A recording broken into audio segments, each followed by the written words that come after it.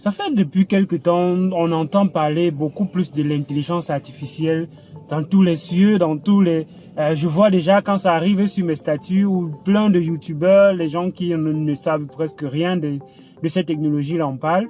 Je me pose des questions quand même.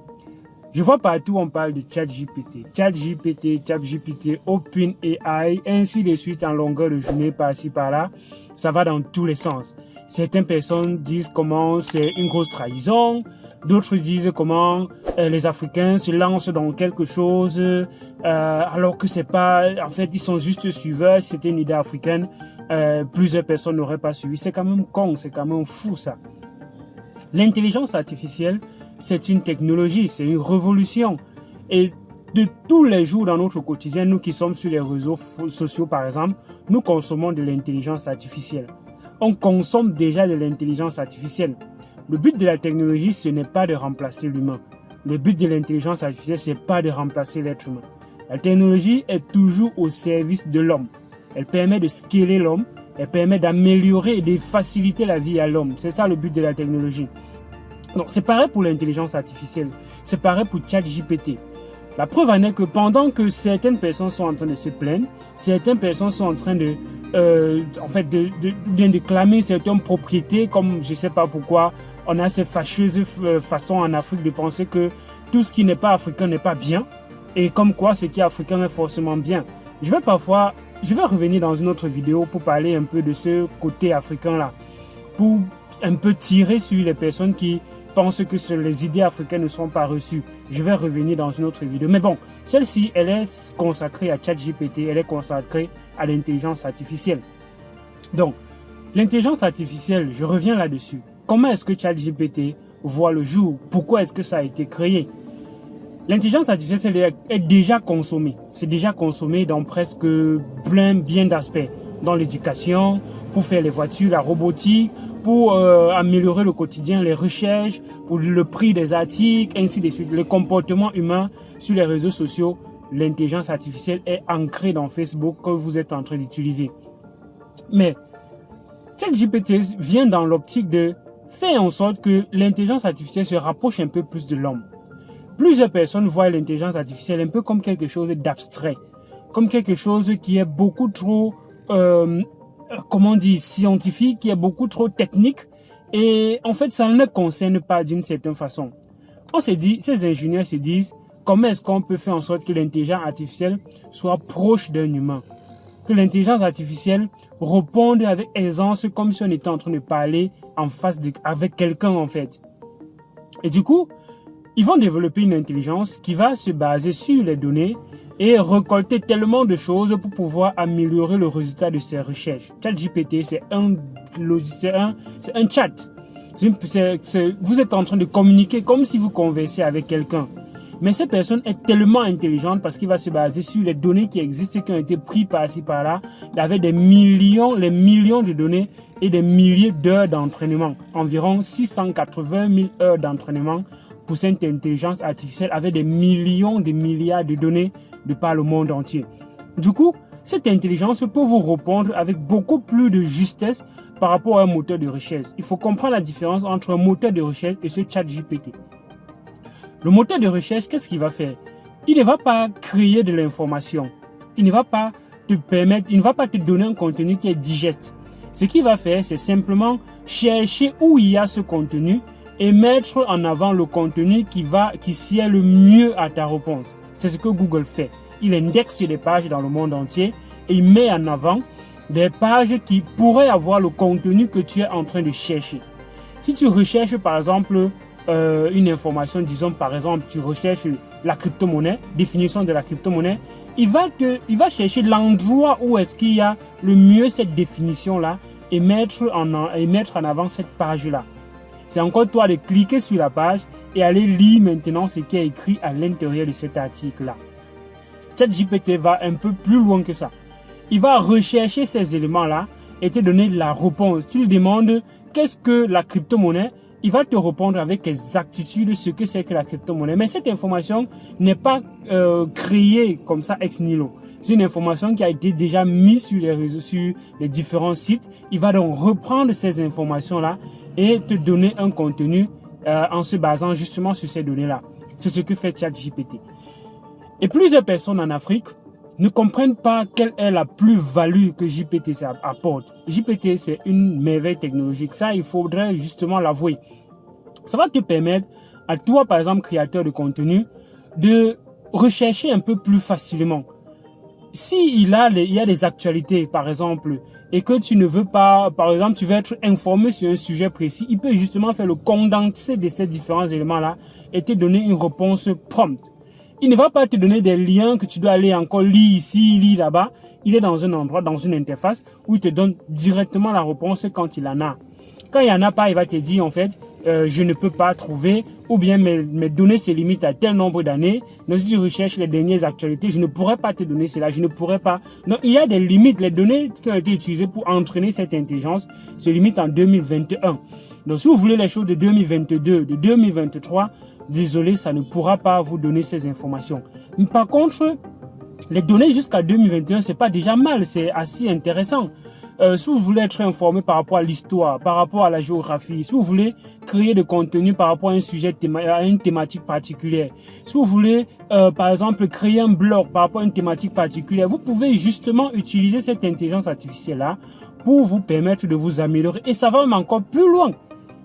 Vous êtes un développeur, par exemple, vous êtes un développeur, vous avez besoin que l'intelligence analyse votre code. Vous pouvez justement passer votre code à cette intelligence et cette intelligence va vous dire où est-ce qu'il y a peut-être faille. Et cette intelligence va même plus loin, ça va jusqu'à créer des codes, ça va jusqu'à créer des algorithmes, ça va jusqu'à te générer des codes pour quelque chose de précis.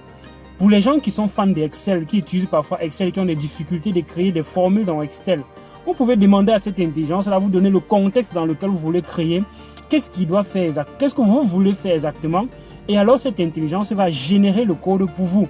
Et je vois plein de personnes utiliser ChatGPT pour générer des macros qu'ils intègrent directement dans leur fichier Excel et qui leur permettent de faire des tâches bien complexes qu'elles ne pourraient peut-être pas faire aussi facilement. ChatGPT va même encore plus loin, ça va jusqu'à développer des smart contracts. Tu peux justement demander à ce ChatGPT-là de te générer un smart contract pour un besoin spécifique. Et maintenant, si tu es développeur, tu peux le prendre, tu l'analyses et tu vois des failles et des limites qu'il y a dans ce code-là et tu l'améliores. Donc, c'est une merveille technologique. Et je pense que c'est un peu con ce que je vais dire, mais ça reste quand même un peu la réalité. Ça va permettre aux intelligents de devenir encore plus intelligents. Ça va permettre aux cons de devenir peut-être encore un peu plus cons. Vu que certaines personnes vont arriver là sur ChatGPT par exemple, et ils vont poser des questions tellement bizarres qui ne vont pas leur permettre de s'améliorer. Ils vont te demander peut-être quel est le gars de tel, en quelle année peut-être tel a sorti son single, je sais pas trop quoi. Il va te dire peut-être Mimi, quand est-ce qu'elle a fait sa chirurgie ou bien. Donc on va prendre les gens vont demander les choses bizarres qui ne vont pas leur permettre de s'améliorer. Et alors, c'est pas ça le but. Bref, je ne sais pas le but, mais chacun définit, chacun l'utilise pour ses propres raisons, pour ses propres objectifs. Mais pour quelqu'un qui veut s'améliorer, cette intelligence artificielle peut exactement lui permettre de s'améliorer. Et ça me choque un peu que quand il y a parfois des révolutions technologiques comme celle-là, c'est restreint parfois au Cameroun. Les Camerounais n'ont pas la possibilité de créer des comptes sur ChatGPT, par exemple. Alors qu'à côté, le Tchad a la possibilité de créer des comptes sur ChatGPT, sur OpenAI. Donc les Camerounais sont obligés d'utiliser des voies illégaux pour pouvoir accéder, des voies illégales pour pouvoir accéder à cette application-là. Et c'est quand même un peu dommage. Qu'est-ce qui fait en sorte que cette technologie-là, ou bien les personnes qui sont qui créent cette technologie-là, restreignent ça au pays, au Cameroun, par exemple? Est-ce que les lois de ce côté ne le permettent pas? Est-ce que les régulations ici ne sont pas mises pour accueillir ce genre de choses? C'est à quel but, par exemple? Parce qu'ailleurs, plein de personnes sont en train d'utiliser ça à des fins très intéressantes. Je vais vous donner quelques cas d'utilisation où plusieurs personnes se font de l'argent avec ChatGPT. Les gens utilisent ça pour intégrer dans leur site. Les gens utilisent ça pour créer des applications de chat intelligents où vous avez une application, vous posez des questions assez techniques et l'application vous répond comme si c'était le développeur qui avait codé, alors que derrière ça a utilisé l'intelligence artificielle de ChatGPT. Ça peut aller encore plus loin. On peut même générer des images. Avec d'autres logiciels qui existent, vous pouvez générer des images.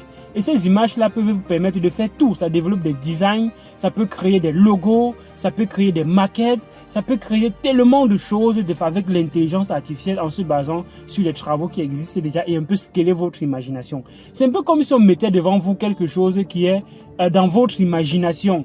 Et vous allez donc aller, justement, ce sont des personnes qui voient plus loin, ce sont des personnes qui sont des grands rêveurs, ce sont des personnes qui sont assez optimistes, qui vont poser des questions assez pertinentes pour challenger justement cette intelligence artificielle. Mais les personnes qui n'ont pas cette vision-là, ce niveau de capacité d'intelligence un peu élevé, vont justement utiliser l'intelligence artificielle dans son niveau le plus basique. C'est un peu comme plusieurs personnes qui ont les téléphones aujourd'hui. Ils utilisent très peu de ressources du téléphone, ils utilisent à très peu les capacités du téléphone, comme les capacités de notre cerveau, par exemple.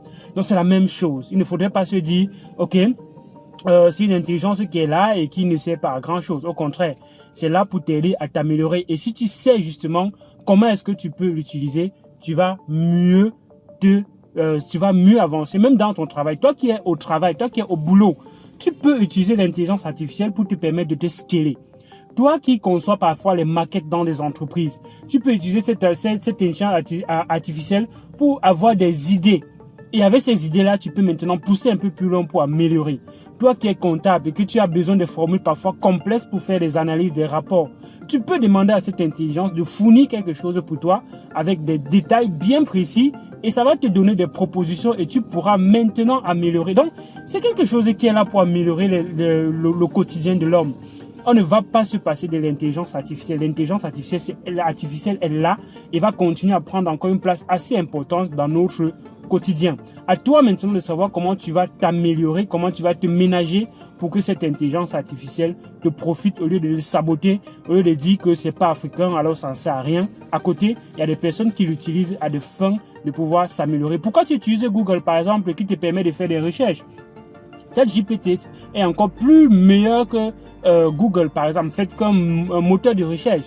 Bien que parfois, un moteur de recherche a ses spécificités, ChatGPT a ses spécificités, bien évidemment. On ne va pas dire que l'un est meilleur par rapport à l'autre, mais ChatGPT te permet d'avoir des réponses encore plus précises, encore plus détaillées parfois sur certains points dont tu veux, en formulant parfois des choses, en reformulant parfois des choses qui ont été écrites par-ci, par-là et en combinant tout cela. Tu peux aller dans ChatGPT pour avoir des idées de business. Si tu es un businessman, tu peux aller là-bas pour avoir des idées de business. Qu'est-ce qu'il te propose? Comment est-ce que tu peux implémenter ces différentes idées-là, par exemple? Et là, ça va te permettre de t'améliorer. C'était Elvis Konjo. Dis-moi ce que tu penses en commentaire de cette vidéo. Like, partage et abonne-toi sur la chaîne pour ne rater aucune des vidéos. On va revenir encore pour parler de d'autres choses, de d'autres éléments sur l'intelligence artificielle dans les prochaines vidéos. Bonne journée à toi. Ciao.